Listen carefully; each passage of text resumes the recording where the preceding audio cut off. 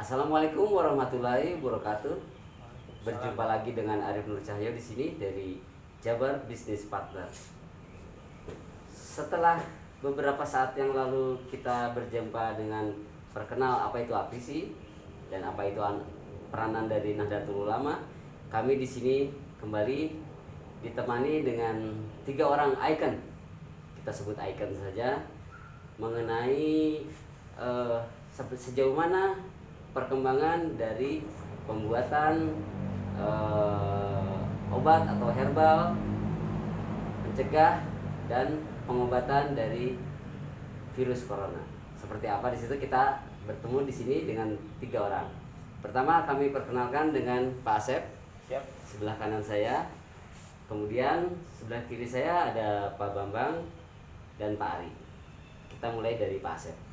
Pak Asep, mari perkenalkan diri Pak Asep. Oke, nama saya Asep Rukmana. Assalamualaikum warahmatullahi wabarakatuh. Saya Ketua 1 Tim Peneliti dan Penemu Independen Afiliasi Nahdlatul Ulama. Cukup sementara mungkin. Oke, baik, kita ke Pak Ari. Bagaimana Pak Ari? Silakan diperkenalkan. Assalamualaikum warahmatullahi wabarakatuh. Nama saya Ari Gifari. Saya sebagai Ketua 2 dari TPP ANU dan juga sebagai pengasuh Pondok Pesantren Pagelaran Mulia Cisalak Subang. Oke. Terima kasih. Selanjutnya kita ke Pak Bambang. Silakan Pak Bambang untuk memperkenalkan dirinya. Terima kasih. Nama saya Bambang Haryanto, terutama dari Ikatan Ahli Informatika Indonesia. Dalam hal ini ya, secara teknologi kami sangat mendukung sekali untuk menggali lagi kekayaan kita di dalam teknologi-teknologi yang telah dikembangkan sejak nenek moyang kita. Terima Oke. kasih. Baik, kita lihat detail-detail apa yang akan dimunculkan dari mereka bertiga. Kita mulai dari sekarang. Baik, kita teruskan diskusi kita dengan Bapak Asep Rukmana. Pak Asep Rukmana, kira-kira ini sudah sejauh mana nih obat AVC ini sudah legalitasnya sudah sejauh mana nih, sampai hari ini? Alhamdulillah, terima kasih sudah ditanya. Dalam arti kami kembalikan bahwa ini kami menyebutnya jamu AVC, tradisi Nusantara, tradisi Muslim, tradisi Nahdiyin. Kenapa kami ingin masuk saja ke teman-teman BPOM sama Dinkes di level paling rendah dalam dunia pengobatan, yaitu jamu, gitu kan. Nah, kenapa? Supaya prosesnya cepat, lalu masyarakat segera menikmatinya. Nah, apakah saat ini masyarakat sudah menikmatinya? Sudah sangat menikmati. Ya. Dari mulai pondok pesantren, dari mulai saudara-saudara kita di Kalimantan, di Jawa, di beberapa daerah lainnya, Sumatera yang sudah melakukan pencegahan. Ya. Nah, target kami si jamu ini selesai dari sisi izin dan sebagainya itu di 1 bulan dari hari ini, insya Allah semuanya 1 bulan. selesai. 1 bulan dari ini sudah bisa Itu sampai keluar izin mudah-mudahan. BPOM, keluar Dinkes. Ya. Itu ekspektasi kami, itu time frame yang kami miliki. Ya. Nah, tapi dalam perjalanannya apakah akan mulus atau ada hambatan? Nah, kita belum tahu seperti apa. Tapi harapan kami dalam 1 bulan ke depan, hari ini tanggal sekian, tanggal berapa hari ini? Ya, 18. 18, berharap 18 Juni. Juli sudah selesai. 1 bulan. 1 bulan, ya. Menurut Pak Asep ini kira-kira apa nih yang menjadi hambatan yang sangat atau sampai sekarang belum teratasi, Pak? Sebenarnya tidak ada hambatan. Tidak ada hambatan. Yang jadi tantangan adalah kami adalah para penemu dan para teman-teman dari pesantren. Ada Kang Ari di sini yang mewakili pesantren. Beberapa waktu yang lalu dengan Kang Asep, Ustadz Deden yang mewakili pesantren. Kami tidak siap buat memasuk dunia bisnis. Karena kami tidak fokus di dunia bisnis, gitu kan. Ketika mau masuk dunia bisnis, maka kami harus merangkul teman-teman pengusaha, merangkul teman-teman apoteker dan lain sebagainya. Dan kami akui kami tidak siap. Sementara dukungan dari Pemprov Jabar dalam hal ini, mohon izin saya sebutkan, Pak Sekda, teman-teman di Yan Bansos itu sudah luar biasa. Bahkan kami diantar langsung ke BP POM, diantar langsung ke Dinkes, ketemu orangnya siapa, nomor teleponnya, itu mereka lakukan dengan luar biasa. Kami harus berterima kasih. Protokolnya luar biasa dibantu. Tapi kami diyakinkan mereka, walaupun dari sisi protokolnya dibantu, mohon semua perangkat administrasi dan kelengkapan dari jamu ini dilengkapi. Dan bagi kami itu sudah merupakan kewajiban moral kami harus melengkapi itu semua. Mungkin demikian Pak Arif. Oke, terima kasih. Kita lanjut mungkin ke Pak Ari.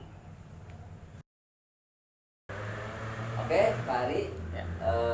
Di sini ada yang namanya pagelaran 3. Ya. Sebenarnya pagelaran 3 itu apa? Mohon dijelaskan dari A sampai Z. Oh iya, Silakan. ya, terima kasih Kak Arif. Jadi pesantren Pagelaran 3 itu adalah sebuah pesantren yang berlokasi di Subang, di Kabupaten Subang. Pesantren ini menjadi salah satu pesantren tertua di Kabupaten Subang. Kenapa Pagelaran 3? Karena ada 1, 2, 3, bahkan sekarang sudah ada 9. Udah 9. Pagelaran 1 menjadi cikal bakal pesantren pertama di Kabupaten Subang. Ya. Yang berdiri tahun 1918. Jadi di tahun 2018 kemarin kita sudah milad ke 1 abad. Nah, semua itu sampai hari ini semua masih eksis. Masih eksis dan saya salah satunya adalah pengasuh atau pengelola pondok pesantren Pagelaran 3. Jadi ada 1, 2, 3. Yang 1 lokasinya masih di Subang. Pagelaran 2 di Sumedang.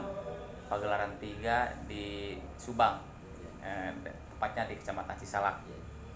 Nah, pesantren ini juga didirikan oleh seorang kiai namanya Kiai Haji Muhyiddin yang disebut dengan Mama Pagelaran. Nah, dan saat ini beliau sedang diusulkan oleh Pemprov Jabar untuk menjadi pahlawan nasional. Ya. Sampai itu. Ya. Sekarang lagi diproses oleh Pemprov untuk diusulkan ke Kementerian di pusat untuk menjadi salah satu pahlawan nasional di Jawa Barat. Karena beliau juga ikut berjuang bersama pasukan Hizbullah melawan Belanda, sempat ditahan bersama Soekarno. Dan itu adalah kakek saya. Ya. Kakek saya dan kakeknya. Bapak udah turunan Iya, ketiga, jadi keempat, gitu. saya itu sudah keturunan ketiga. Ketiga. Dari kakek ke ayah saya, dari ayah saya ke saya gitu ya. Di keturunan ketiga dari kakek saya pendiri pesantren Pagelaran. Nah, ini juga salah satu pesantren kakeknya Kang Emil, Pak Gubernur Jawa Barat. Berarti memang dari kalangan santri atau Santri, pesantren. betul. Dan dari awal berdiri itu afiliasinya ke Nahdlatul Ulama. Nahdlatul Ulama. Ya, sampai hari ini kita sama-sama berada di lembaga tersebut, aktif, dan kami waktu kedatangan tim riset Ya. dan menawarkan dan menjelaskan ini semua, saya sangat tertarik karena ini satu ideologi lah gitu kan. Ya. Apalagi sudah ada ijazah dari Habib Lutfi, itu sangat luar biasa. Akhirnya saya tertarik untuk bergabung menjadi salah satu bagian dari tim, dan akhirnya sampai hari ini saya bergabung bersama-sama sampai diterima di Pemprov, dan saya bagian dari tim tersebut. Dan alhamdulillah pesantren Pagelaran 3 menjadi salah satu pesantren pertama yang menerima penemuan ini menjadi penemuan yang luar biasa yang bisa diapresiasikan di masyarakat. Ya, dan saat ini juga keluarga saya, santri dan guru-guru yang ada di sana sudah memakai jamu ini sebagai pencegahan. Untuk pencegahan. Dan Sejauh mana Bapak tahu obat ini bisa memproteksi ya? ya, Kalau kata ininya kan syariatnya dari obat Iya. atau dari herbal ini, hakikatnya mungkin tidak. iya betul. Ya, kalau ada hakikatnya kesembuhan itu dari Allah ya. Obat ini tidak ada apa-apanya menurut saya. Kalau Iya. secara hakikat Allah yang menyembuhkan. Tapi kan kita juga perlu ikhtiar. Allah memberikan akal, memberikan ilmu, mencari sesuatu untuk menyembuhkan. Nah, ini salah satu ikhtiar kita semua kan. Iya. Apalagi dari kalangan kita lah gitu ya. Nahdiyin yang sangat luar biasa sudah menemukan sebuah ramuan herbal yang cukup luar biasa gitu ya, yang sudah terbukti sudah menyembuhkan gitu, dalam waktu 3 hari. Jadi awalnya saya meyakini dari awal, saya tidak ada keraguan sebetulnya. Pada saat saya datang, saya meyakini setiap orang saat ini sedang mencari solusi sebetulnya. Betul. Di saat galau, mencari di tengah masalah, semua didorong untuk mencari solusi. Dan ini adalah salah satu solusi dari solusi yang banyak yang pernah diciptakan oleh orang-orang lain juga sama. Dan semua hasil solusi itu kita harus tanggapi dengan positive thinking. Jangan belum apa-apa sudah apa ini ya. Semua saya tangkap dulu sebagai suatu solusi. Dan ternyata solusi itu ternyata dibuktikan dengan uji pasien yang dilakukan oleh Pemprov dan hasilnya luar biasa. Dan saya akhirnya sama Pak Asep terus berkoordinasi bersama-sama dengan Pemprov sampai hari ini sampai dengan proses BPOM, menunggu hasil BPOM seperti itu. Terima kasih Pak Ari. Demikian tadi dari Pak Ari, kita lebih detail lagi mengenai sejauh mana sih antara riset, sains, dan jamu herbal. Kita nanti ketemu Pak Bambang akan menjelaskan lebih detail lagi. Terima kasih. Di sebelah saya persis ada Dokter Bambang, Pak ya. Dokter Bambang Haryanto. Nah, Pak Bambang Haryanto ini kita akan jelaskan, atau tepatnya Pak Haryanto akan menjelaskan sejauh mana sih si obat ini sangat efektif buat penyembuhan dan pengobatan. Pak Bambang, boleh kita bisa mendapat penjelasan sedetail-detailnya bagaimana sih menurut kacamata Pak Bambang sebagai seorang anggaplah saintis di bidang farmasi lah, atau nanti mungkin Pak Bambang lebih menjelaskan. Silakan Pak Bambang. Oke, terima kasih. Selamat sore. Pada dasarnya kita harus sangat menghargai ya bahwa nenek moyang kita itu bukan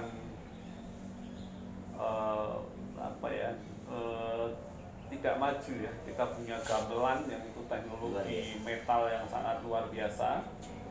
Kemudian tentang obat-obatan ataupun kita sebut dengan jamu ya.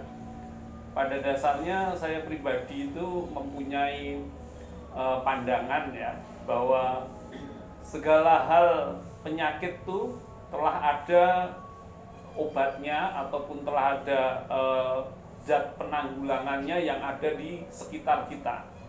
Hanya saja memang di sini kita harus memerlukan usaha untuk menemukan hal itu.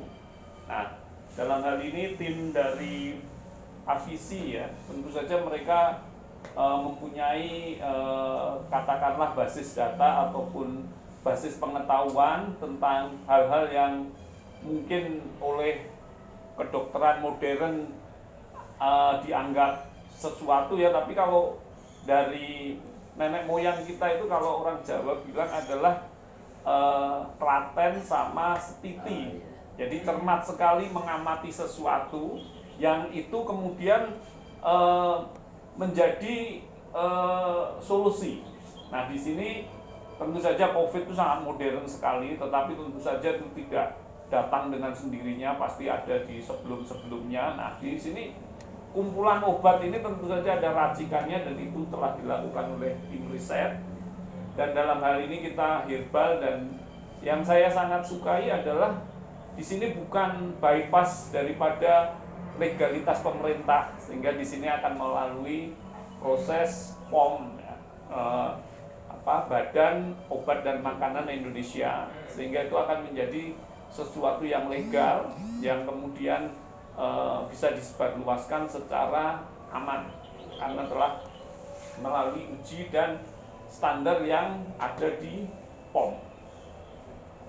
Kemudian tentang bagaimana, ya tadi seperti dikemukakan oleh Bapak Ari ya, semuanya mencari solusi, dan di sini tentu saja ada bahwa basis pengetahuan kita yang dari nenek moyang kita itu ada memberikan solusi yang berupa Avisi ini yang bisa ditindaklanjuti lebih lanjut. Terima kasih Mbak. Oke, itu mungkin rumit atau ya kurang lebih apa sih hubungannya kacamatanya antara sains dari herbal. Saya kembali mungkin ke mereka setelah beberapa sesi berikutnya. Saat ini kita dalam posisi situasi yang sangat ya kita tahu lah hati ya dengan keadaan COVID-19 yang memang saat ini masih terus dilakukan protokol-protokol yang bisa menghindari dari penyebaran virus ini. Ini juga termasuk dampaknya kepada pondok pesantren. Kita tahu pondok pesantren adalah sebuah pendidikan yang di dalamnya ada sebuah kelompok santri yang berkumpul bersama-sama mengenyam pendidikan agama dan pendidikan umum. Nah, ini juga jadi perhatian pemerintah. Bagaimana pemerintah sudah mengeluarkan sebuah keputusan tata cara protokol di masa pandemi COVID-19 ini di pondok pesantren.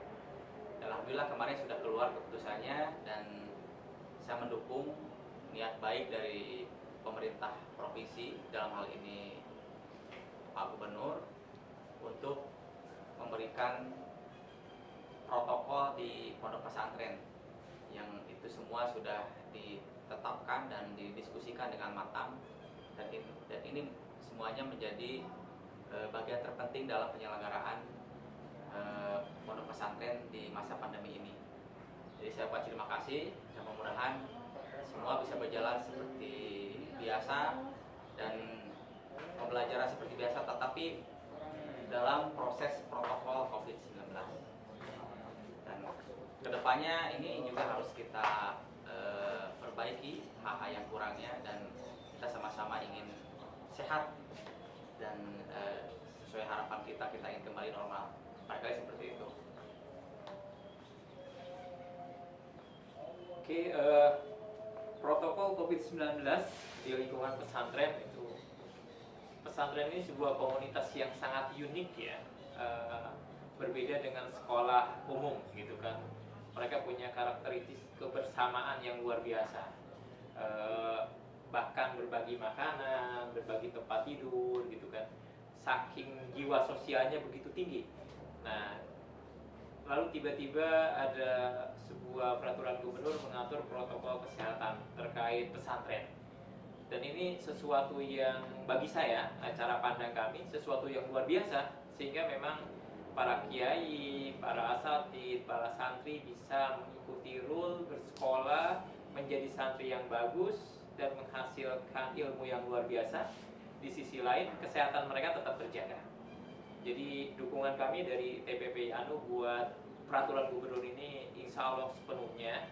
Yang jadi tantangan adalah gimana itu tersosialisasikan dengan sangat baik, bisa diterima semua pihak, dan bisa bekerja sama menjalankan protokol COVID-19 itu secara bersama-sama. Itu mungkin yang ingin saya rekomendasikan. Terima kasih. Saya mendengar dari anggota Nahdlatul Ulama bahwa saya sangat respect sekali dengan itu, karena sebagai organisasi massa yang sangat besar sekali itu juga ingin ingin mendharma baktikan basis pengetahuannya untuk pandemi COVID ini, dan sementara itu juga mengikuti daripada protokol yang disampaikan oleh pemerintah. Salut untuk Nahdlatul Ulama. Assalamualaikum warahmatullahi wabarakatuh. Saya Asep Rukmana, Ketua 1 TPPI Anu, Tim Peneliti dan Penemu Independen Al-Fisyai Nahdlatul Ulama. Dengan penuh kebanggaan, dengan penuh rendah hati, kami mengucapkan terima kasih atas dukungan semua pihak, terutama para kiai sepuh Nahdlatul Ulama dari mulai Pekalongan, Cirebon sampai dengan Jakarta, Bapak pimpinan PBNU dalam hal ini Kiai Marsudi atas dukungan yang luar biasa buat kami, para warga Jawa Barat, para dokter di rumah sakit darurat BPSDM. Luar biasa, kami sangat bangga menjadi warga Indonesia, warga Nahdiyin, warga Muslim Indonesia. Kami tidak bisa mengaturkan terima kasih yang luar biasa kepada para subsidi, mereka yang memberikan subsidi, mereka yang menyisihkan uangnya buat mengobati saudara kita di rumah sakit. Dan mendukung kami juga para pengusaha muslim yang luar biasa, yang menyodorkan sebuah konsep kerjasama yang luar biasa, menyodorkan uangnya buat dipakai buat pengobatan. Ini sebuah energi komunitas yang luar biasa. Kami mohon maaf ketika kami tidak terlalu mengakomodir komunikasi verbal. Kami lebih suka komunikasi yang sifatnya tertulis gitu kan. Nah, ini luar biasa buat Indonesia ke depan. Kami bangga menjadi warga Indonesia, kami bangga bisa menjadi solusi buat Indonesia bersama-sama. Atas nama TPPI ANU kami mengucapkan terima kasih yang sebesar-besarnya. Wallahul muwaffiq ila aqwamit thoriq. Wassalamualaikum warahmatullahi wabarakatuh. Indonesia hebat. Assalamualaikum warahmatullahi wabarakatuh.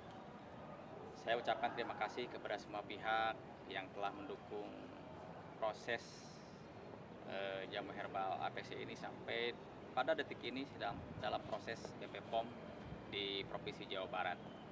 Dan saya berharap penggunaan sebagai pencegahan jamu APC ini bisa dipakai oleh seluruh santri di Jawa Barat dan umumnya dari seluruh santri di Indonesia. Dan ini merupakan salah satu hadiah terbesar dari Nahdlatul Ulama yang diberikan kepada Indonesia, khususnya kepada masyarakat pesantren, dan lebih khususnya lagi adalah kepada para kiai dan para santri di Jawa Barat. APC hebat. Terima kasih. Wassalamualaikum warahmatullahi wabarakatuh. Selamat sore. Saya sangat bergembira sekali dengan keberhasilan ataupun usaha tim Nahdlatul Ulama dengan jamu afisinya. Semoga ini tidak menjadi yang terakhir kali. Jadi Nahdlatul Ulama harus terus-menerus melakukan riset dan pengembangan daripada jamu-jamu yang ada di Nusantara ini. Selamat untuk Nahdlatul Ulama, selamat untuk IVC. Baik, demikianlah panjang dan lebarnya dari sejauh mana legalitas akan dibentuk mengenai jamu APC ini atau herbal APC ini. Kita ketemu lagi di wawancara berikutnya, wawancara membawa berkah. Assalamualaikum warahmatullahi wabarakatuh. Waalaikumsalam warahmatullahi wabarakatuh.